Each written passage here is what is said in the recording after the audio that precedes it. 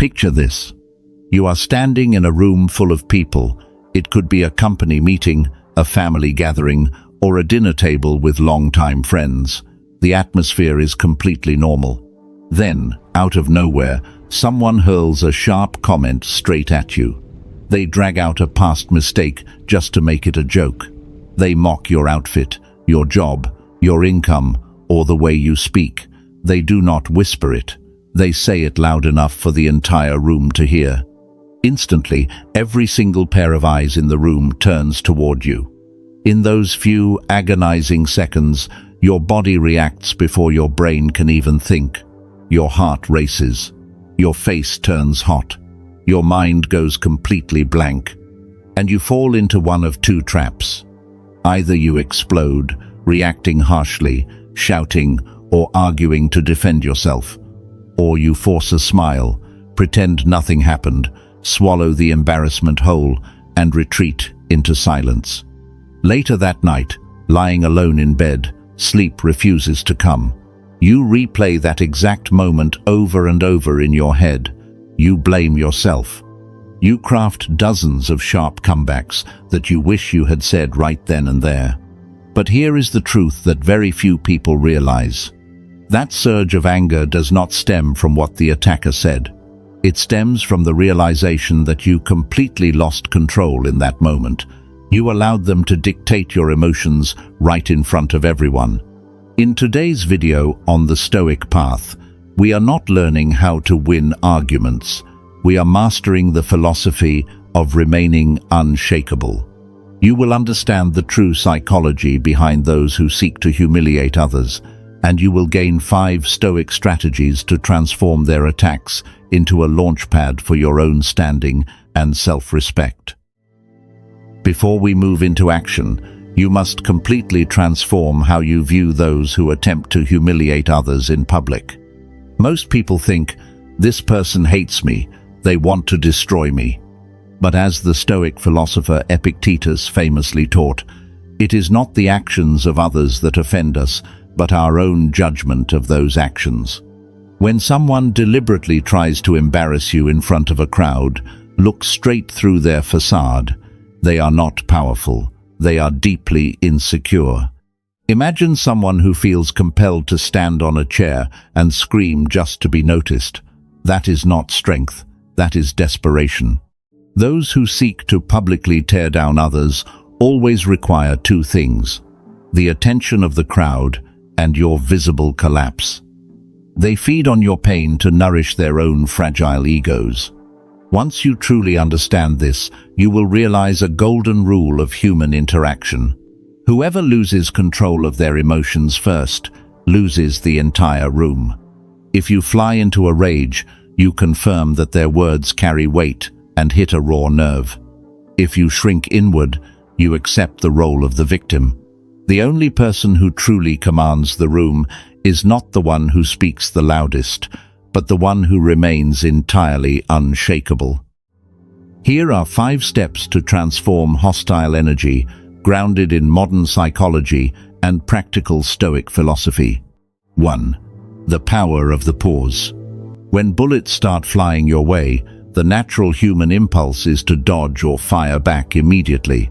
But the Stoic does the exact opposite. They stand completely still. When someone hurls an insult at you, say nothing. Take a deliberate pause, 2 to 3 full seconds. Take a deep breath. Look them dead in the eye. Blink once, slowly. Why does this single move carry such immense power? Your attacker has already rehearsed a script for your reaction. They are waiting for you to blush, stammer, or lash out so they can land a second blow. The moment you pause and maintain absolute silence, you tear up their script completely. In those 3 seconds, the negative energy they threw has nowhere to land. It bounces straight back onto them. The room plunges into a heavy silence, and that very silence makes the attacker feel excruciatingly awkward.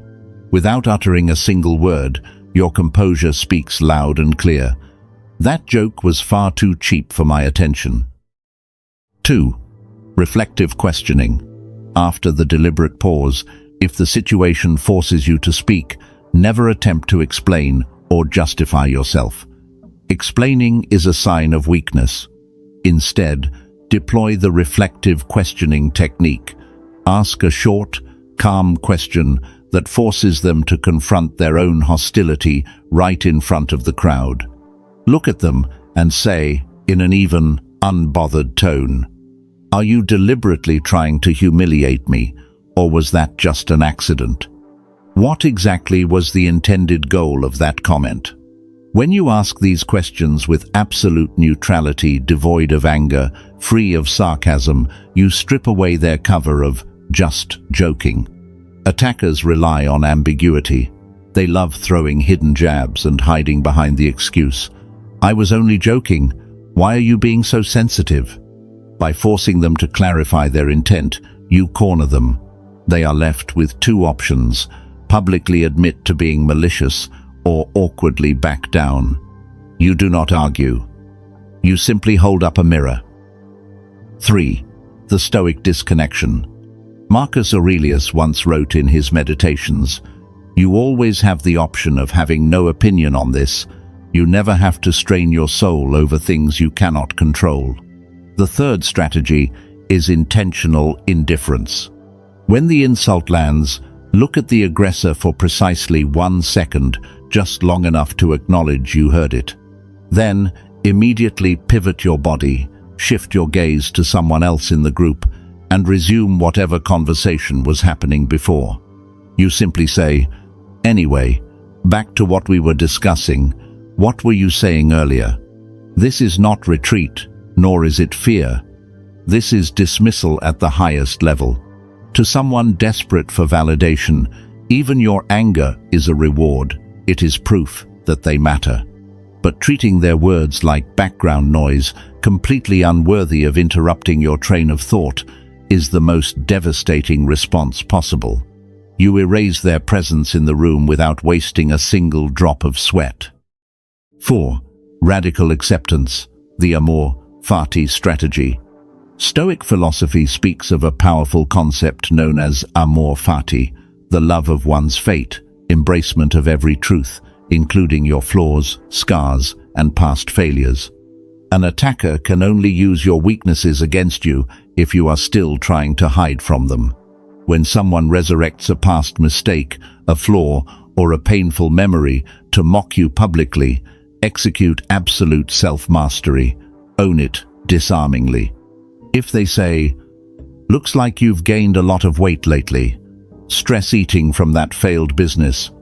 Look at them, offer a calm, subtle smile, and respond, "You're right, I have gained weight. And that last venture was indeed a costly lesson. Thanks for keeping tabs." Consider what just transpired. They anticipated defensiveness, anger, or shame. Instead, you publicly owned your reality with the composure of someone who has already grown past the pain. The moment you embrace your own flaws, you completely disarm your attacker. They cannot use the truth to hurt someone who has fully embraced that truth. 5. The Minimalist comeback. When a direct response is necessary to draw a clear line in the sand, remember the Stoic iron rule. Low tone, short sentence, stop immediately. A common pitfall is crafting long, sharp speeches in an effort to clapper back. But the more you say, the more defensive and out of control you appear. The most potent comebacks are always the briefest. If they criticize your life choices, "We operate by different standards. I am entirely content with mine." If they pry into your personal affairs, "Your fascination with my private life is remarkable." If they persist with aggressive hostility, "I heard you clearly, but we are not continuing this conversation here." The moment you deliver your line, stop. Do not elaborate, and do not wait for their validation. Hold an unwavering gaze for a single heartbeat, then gently shift your focus. You have just drawn a line of iron, and everyone in the room saw it. These strategies will help you master the moment of attack. But there is a deeper question that a true Stoic must ask themselves. Why did this person feel entitled to treat you this way in the first place? The hard truth is this: people treat you the way you have inadvertently trained them to treat you. If this is the first time someone has crossed the line, that is on them. But if someone repeatedly uses you as the punchline time and time again, it is because you have signaled in the past that there are no consequences. You chose passive endurance or swallowed it with a forced laugh. Handling the situation in front of a crowd is merely emergency first aid. What matters far more happens after the gathering ends, once the crowd has dispersed. Seek that person out in private. No anger, no sharp words, no dramatic scene. Look them dead in the eye and state with absolute clarity: what happened at the table earlier cannot happen again. I am saying this once because I intend to maintain a baseline of mutual respect between us. No lengthy explanations, no threats, just absolute clarity. Psychological bullies are always hunting for easy targets, people who fear conflict, people terrified of causing a scene. When you project unshakable clarity and resolve in private, they realize the cost of targeting you is far too high, and they will retreat. Your dignity is not something granted to you by the crowd or anyone else in that room. It is something you claim and command through the mastery of your own mind. Those who seek to humiliate you rely on your panic, your anger, or your surrender. They expect you to fit the weak caricature they have built in their minds. But the person walking away from this video on the Stoic path is no longer that person. You understand that true power does not come from wielding a sharper tongue to win petty arguments.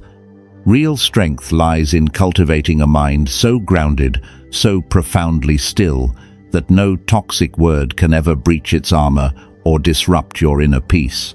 Before you step away today, reflect on this question. Looking back at moments when someone tried to embarrass you, what proved to be the hardest part? Was it holding your composure in the heat of the moment, or was it the endless loop replaying in your mind for days afterward? Share your experience in the comments below. Your insight might just be the anchor someone else needs while navigating the exact same storm. If this brought you value, subscribe to the Stoic Path and turn on notifications so you never miss our upcoming guides on mastering the mind and forging unshakable Stoic resolve. Thank you for your time. Stay calm and remain unwavering.